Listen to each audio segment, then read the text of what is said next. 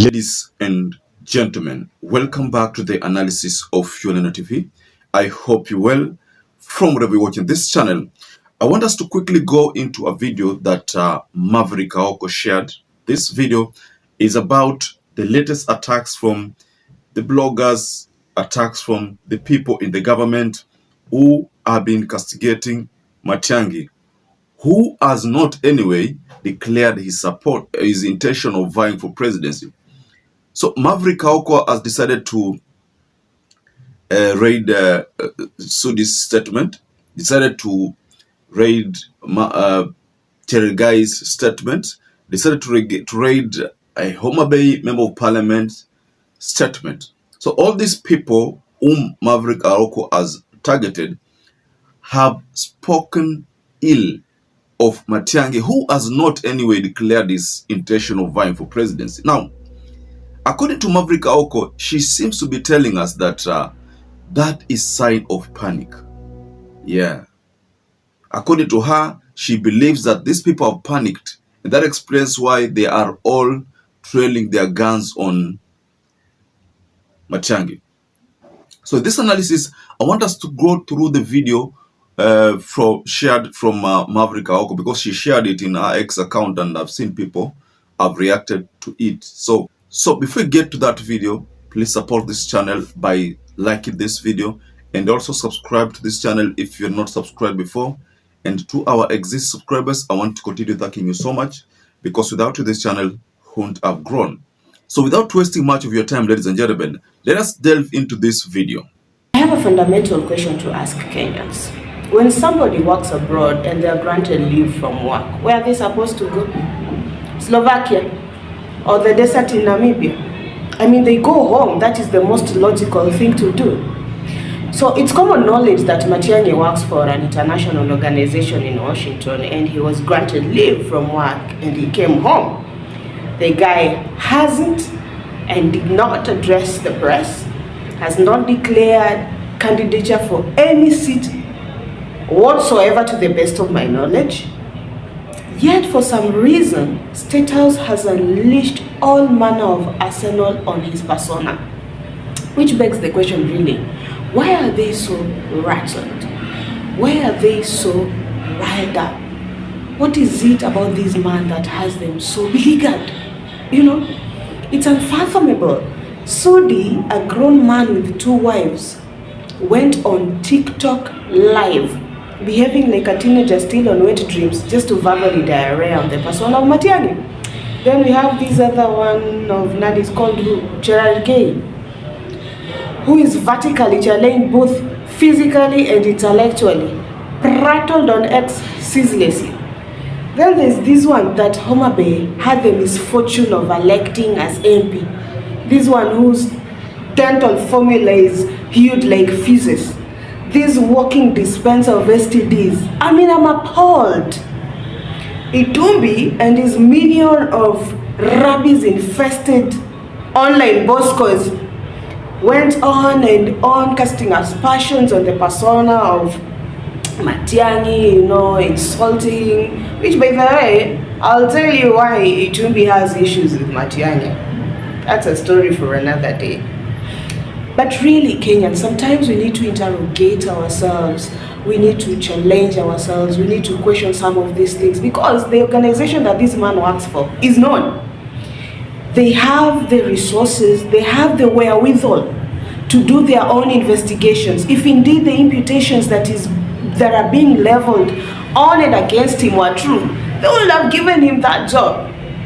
And that brings us to somebody like Nelson Harvey, whom we revere and we revere as sagaciously endowed, prosecuting Matiang'i on social media like a blogger. I mean, he's a lawyer and a senior one at that.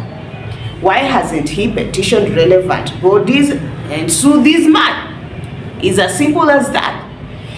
If he's teetering on Twitter, and bloggers the ilk of AOKO are also teetering on Twitter, then what distinguishes us?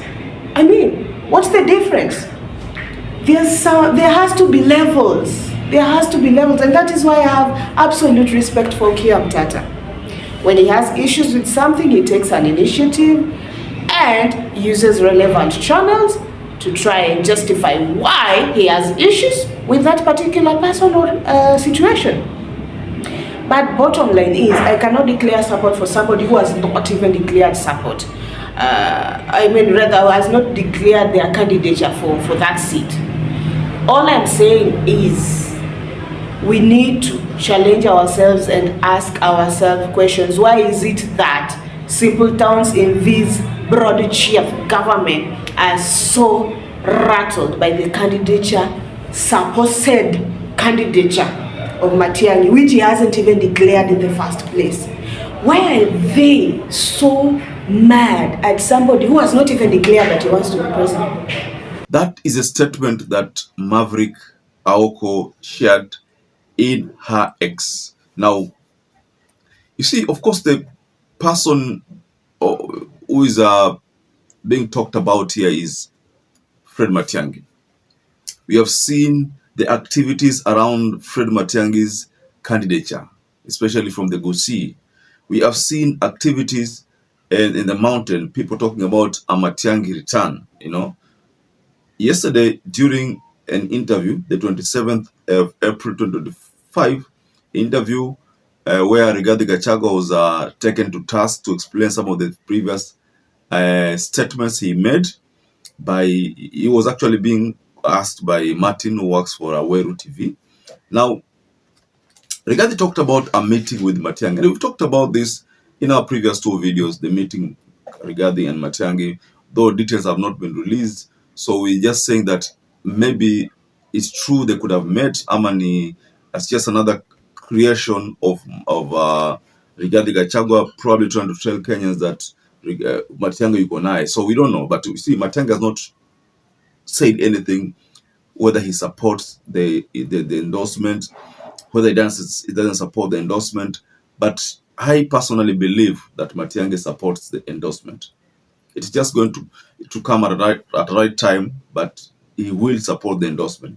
Probably what the government faction, what the Uhuru side is trying to do is maybe try to deal with the tension that might arise with the unveiling of Matiang'i, especially if Uhuru pronounces his stand publicly and Matiang'i accepts that endorsements. You see, what's going to happen is that the people in UDA, especially SUDI, they will now escalate the attack on Matiang'i and probably try to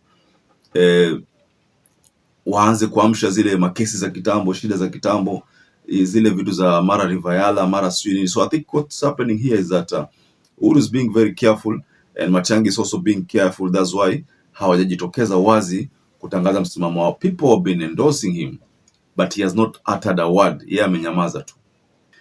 So according to Maverick AOKO, she believes that SUDI, CHERARGEI wamepanic. That is a sign that wamepanic because this person has not declared position yake. They are already ranting. They are already talking about so many things, but this person has not declared his position or his intention of vying for presidency. So Matiang'i is most likely trying to do calculations well, but saizi, according to Maverick AOKO, it looks like Matiang'i amekuja kwa likizo. Amekuja tu kwa likizo, but there's already pressure piling up yeye akubali hiyo endorsement. But anaweza kataa. Yeah, he has a right to reject that endorsement, probably because of his image, to protect his image na mambo mengine. So he can as well reject the proposal. But as it stands, nobody can confirm whether he is in it or is not in it. But the people in Kenya Kwanza are already panicking. That is a sign that they have panicked, ladies and gentlemen. I think that's what Maverick AOKO is trying to portray there, that these people have panicked. That's why they are already reacting to someone who has not even declared his interest, ladies and gentlemen. So, allow me to rest my case there, but just go below in the comment section and tell us what you think about the statement from Maverick AOKO. Do you think SUDI and CHERARGEI wamepanic Of course, the manner in which they reacted is a sign that I'm a panic. So perhaps if you're watching this video and you've not subscribed, take 1 second and subscribe, like this video. Until you catch up again, stay safe and stay blessed.